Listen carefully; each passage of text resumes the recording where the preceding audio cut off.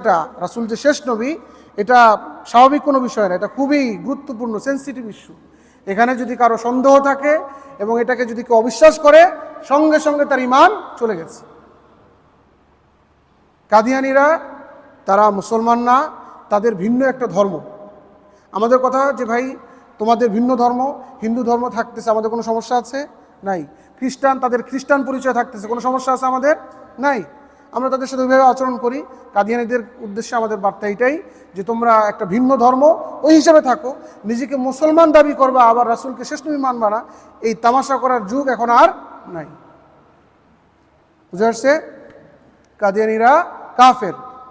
কাদিয়ানীকে যারা কাফের মনে করবে না তারাও কাফের।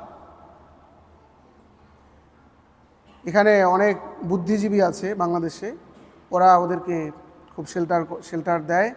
এবং আচ্ছা, ওরা কাদিয়ানী যারা আছে, যে সম্প্রদায় আছে, ওরা নিজেদেরকে কী বলে? আহমদিয়া মুসলিম। কি বলে?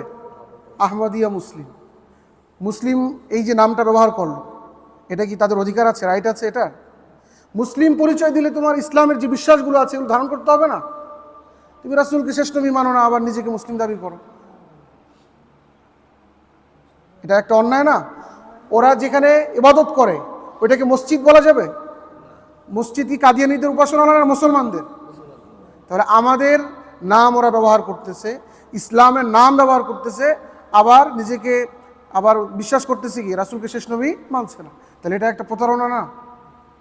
তাহলে এই এত বিশাল সংখ্যক মুসলমানের এই দেশে এই তামাশা চলতেছে, আমরা কি করতেছি বলেন?